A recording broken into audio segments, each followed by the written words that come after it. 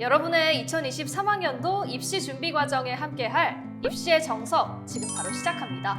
채널 고정! 길고 길었던 수험 생활이 마무리되는 시점인데요.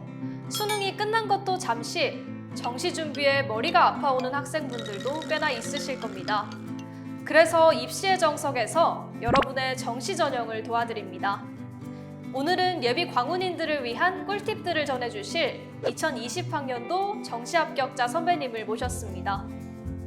안녕하세요. 선배님 소개를 간단히 부탁드립니다. 안녕하세요. 저는 2020학년도 광운대학교 정시 합격자 소프트웨어학과 20학번 권빈이라고 합니다. 네, 첫 번째 질문입니다. 다른 학교와 마찬가지로 광운대에서도 정시 전형으로 학생들을 선발하는데요. 과목별 반영 비율이 다르다고 알고 있습니다. 선배님께서는 어떤 전략으로 정시 지원을 하셨는지 궁금합니다. 말씀해주신 대로 학교마다 그리고 계열마다 점수 반영 비율이 다른데요. 광운대에서는 인문계열은 국어 30%, 수학 25%, 영어 20%, 사회탐구 25%로 점수를 반영하고 있고, 자연계열은 국어 20%, 수학 35%, 영어 20%, 과학탐구 25%로 점수를 산정하고 있습니다. 저 같은 경우에는 탐구 점수가 가장 높았기 때문에 탐구 비율이 비교적 높은 학교 위주로 지원을 했던 것 같습니다. 광운대 같은 경우도 탐구 비율이 상대적으로 높아서 지원을 한 것 같네요.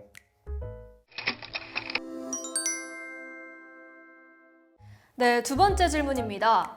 정시에 지원할 경우 가군, 나군, 다군 세 가지 선택지가 있는데요. 가나다군 지원을 어떻게 하는 게 유리한지 선배님의 꿀팁 혹시 있을까요? 제 경험을 말씀드리면 입시시 사이트에 성적을 먼저 입력하고 현재 제 위치를 확인했어요. 그리고 상향, 적정, 하향 다양하게 경우의 수를 만들어 놓고 이후에 나오는 경쟁률을 보면서 어느 학교를 지원할 건지 어느 학과를 지원할 건지 선택했던 것 같아요. 그리고 제가 하향으로 넣었던 학교가 연락이 제일 늦게 왔던 경험이 있거든요. 수능 성적이 정해진 시점에서 미래를 알지 않는 이상 지원의 유불리는 운의 영역인 것 같아요.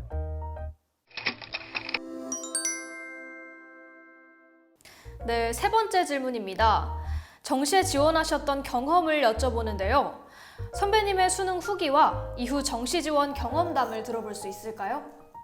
수능을 보는 동안에는 문제를 어떻게 풀었는지 모르게 빨리 지나가서 잘 기억은 안 나고, 시험을 보고 나서는 아쉽다거나 실망스러운 감정은 없었고 오히려 속이 시원했던 것 같아요. 정시 지원은 수험생활을 다시는 하기 싫어서 앞서 말씀드린 대로 최대한 많은 경우의 수를 만들고 가장 안정적인 선택을 한 것 같네요. 네 번째 질문입니다. 수능 이후 정시 지원을 할 때 실수하기 쉽거나 주의해야 할 사항들이 있는지 조언 한마디 부탁드립니다. 우선 지원하려는 곳의 선택 과목과 나의 선택 과목이 맞는지 한번 확인해 보셔야 합니다. 그리고 경쟁률 확인하다가 지원 기간 놓치지 않게 주의해야 합니다. 정시 전형에 특이사항이 있는 게 아니라면 아마 큰 변수는 없을 거예요.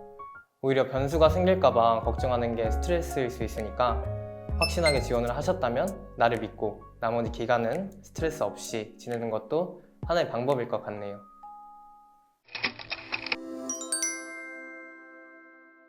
네, 마지막으로 정시 전형에 지원하는 학생들에게 응원의 한마디 부탁드립니다.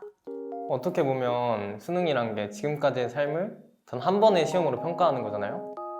근데 제가 수능 볼 당시에는 정말 심리적으로 힘들고 버거웠었는데 지금 와서 생각해보면 그래도 힘든 게 맞는 것 같아요. 이런 고된 시련을 이겨내신 여러분들, 자부심을 가지시고 앞으로 남은 정시 지원도 아름답게 마무리하시길 바라겠습니다. 네, 이렇게 1편부터 6편까지 광운대학교 입시 시리즈 입시의 정석을 마칠 시간인데요. 길고 긴 수험 생활을 마치신 여러분 모두 수고하셨습니다. 힘든 수험 생활 곁에 입시의 정석이 조금이나마 도움이 되었길 바라며 마지막 인사를 드리겠습니다. 지금까지 입시의 정석을 시청해주신 모든 수험생과 시청자 여러분 감사의 말씀드립니다. 그럼 우린 다음 시리즈에서 또 만나요.